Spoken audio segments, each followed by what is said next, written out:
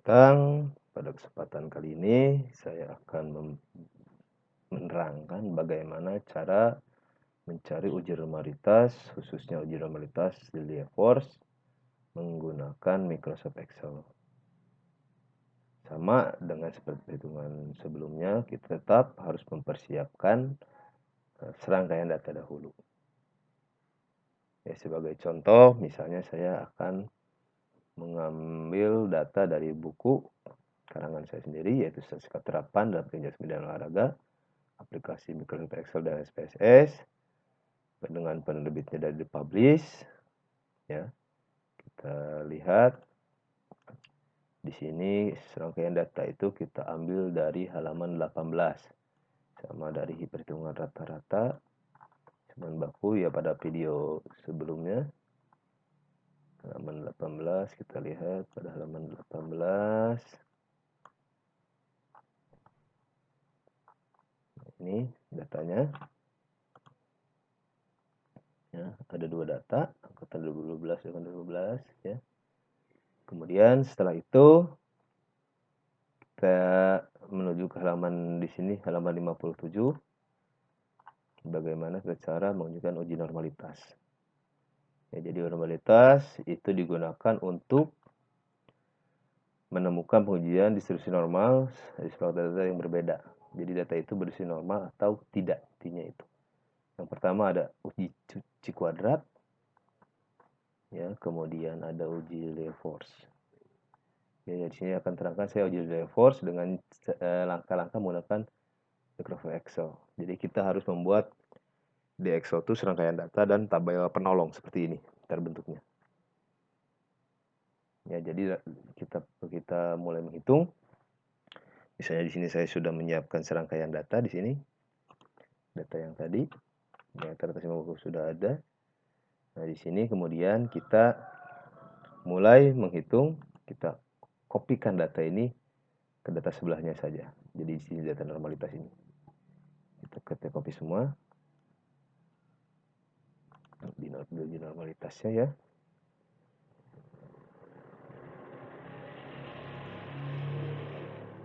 Oke. Kemudian kita kasih space buat bikin tabel penolongnya. Ya, kita rapikan dulu. Jadi ini untuk buat normalitas pertama, yang kedua ntar. Ini dari mahasiswanya, ya, tahu ntar tabel penolong sudah XI, yang diperlukan adalah XI, kemudian ada ZI, Z score-nya, terus FZI,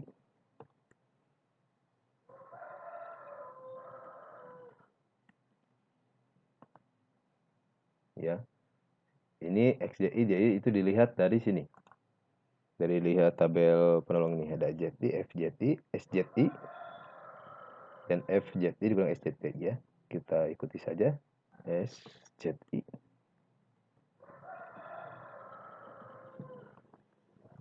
Di sini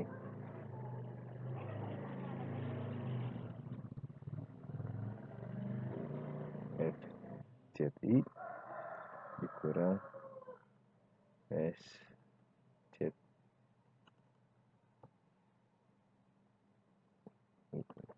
Ya. Kemudian ada L hitungnya ntar kita simpan di bawah saja. Ini kita rapikan saja, kita kasih space sebagai ntar hitungan yang kedua, yang data yang sebelahnya. Ya, kita perkecil dulu biar terlihat lebih jelas. Ya, jadi XI ini langkah pertama, kemudian ini data yang ini, ya, kita urut dari yang terbesar sampai ke kecil. Caranya kita blok semua data, klik kanan, sort, small to large, dari kecil ke besar, data yang terkecil ke yang besar. Kita keluar seperti ini, klik sininya, klik sort. Nah, Jadi ntar keluar dari terkecil ke terbesar. Nah, kemudian untuk ZI ini itu rumus Z score, ya. Rumus Z itu sama dengan XI ini, ya, dikurang rata-rata, ya, kasih dalam kurung dulu, ya, di sini aja nulisnya, dibagi dengan baku yang ini, ya. Jadi bila nanti agar datanya tetap mengikuti rumusnya, maka di sini kita kasih dolar seperti ini, tanda dolar seperti ini, terkeluar seperti ini, biasa 2 angka belakang koma. Kalau tidak 3 angka, biar nanti 3 angka saja, biar nanti mengikuti dari hasil L tabelnya. Ntar saya jelaskan L tabel itu seperti apa. Dari sini tinggal kita tarik, ya, maka dia otomatis. Jadi kegunaan dari yang tadi ini, yang ada dolar ini, agar semua data ini tetap terkunci, jadi tetap mengikuti, ya.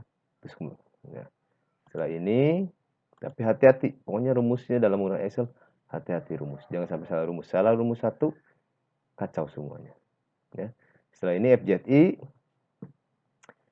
kita menggunakan rumus NOMDIS, jadi sama dengan rumus Z, ya, NOMDIS.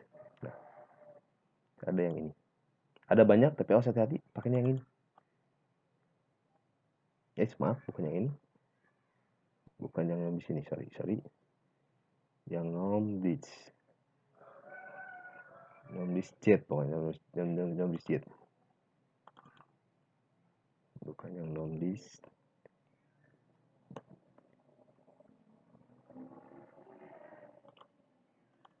Nah, yang ini, ya, kita periksa dulu bentar, biar lebih jelas, ya.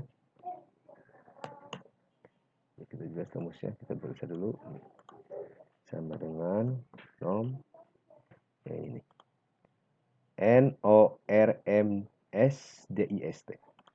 Terada Z seperti ini, ya, belakangnya. Z ini tinggal klik sebelahnya, ini Z itu Z score itu, terus enter,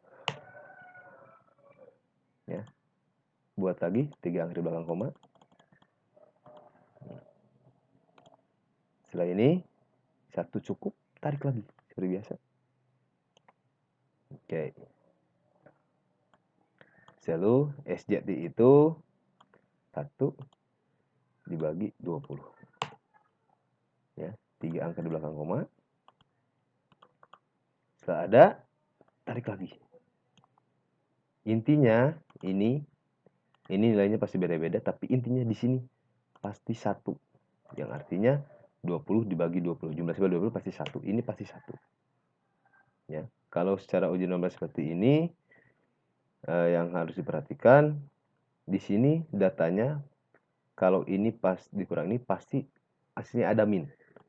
Contoh ini karena keterangannya FI sama dengan ini, dikurang ini, pasti ada kalanya min.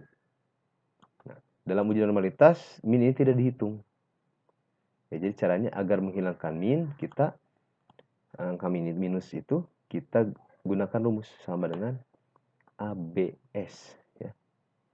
ABS itu jadi seperti biasa ngitungnya. Klik ABS, ini dikurang data ini. Oke. Ya. 3 ke belakang koma, setelah itu tarik lagi. Oke, setelah ini di sini kita cari misalnya L hitungnya. L hitung. Ya, L hitung itu dilihat dari skor yang paling besar di sini berapa. Ya, ini sama dengan rumusnya max atau maksimal, maksimal. Jadi yang paling besar di sini berapa datanya, tinggal di blok saja data yang dari hasil ini, enter. Ini nilai L hitungnya. Jadi nilai uji normalitas dari mahasiswa yang 2012 Ya, kita kasih tanda dulu. Ini kita kasih 2013 biar nanti sama.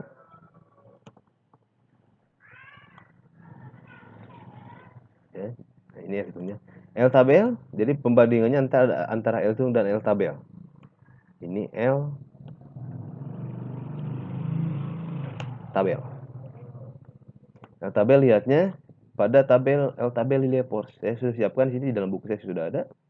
Di sini lihat. Lihat di sini ukuran sampel kita 20 sampelnya digunakan. Tingkat ketaraf signifikansinya atau taraf nyatanya biasanya 0,05. Ya, di sini lihat 0,05, 20 ini yang lurusnya, ini yang lurusnya. Yang ini. Jadi sehingga didapat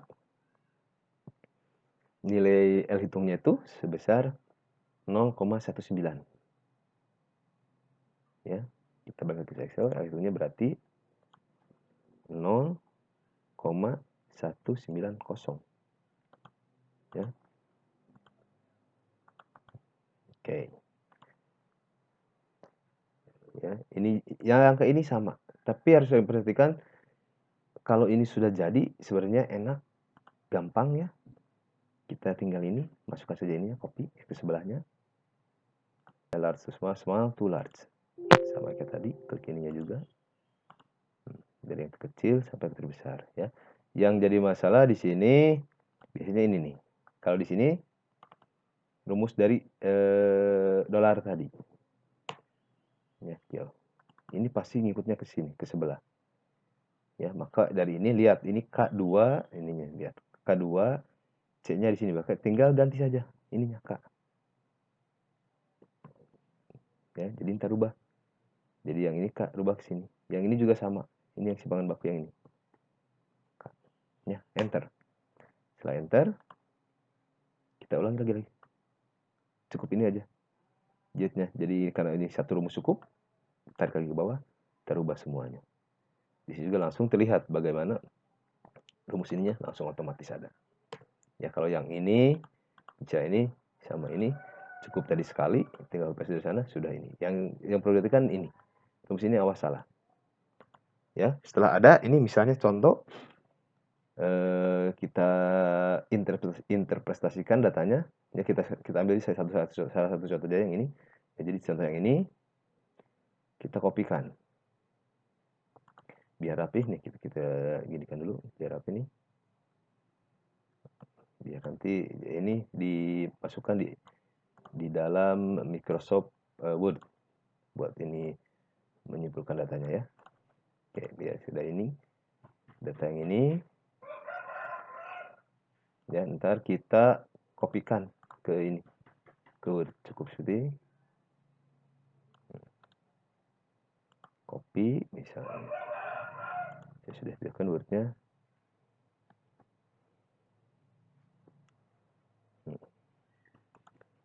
Ya, jadi ini kita rapihkan juga datanya. Kriteria keputusannya.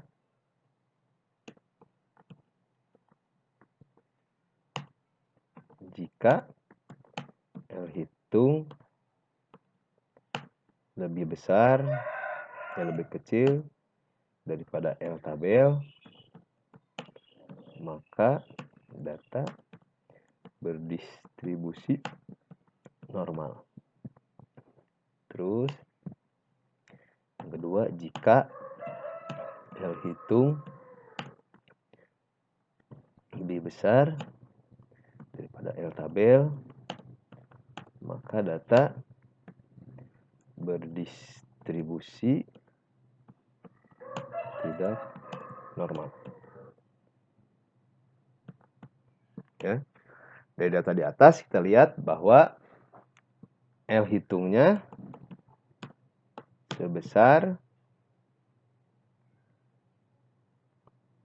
0,094 yang artinya lebih kecil daripada L tabel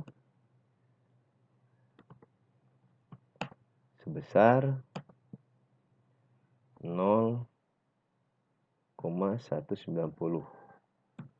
Maka data nilai mahasiswa angkatan di sini angkatan 2012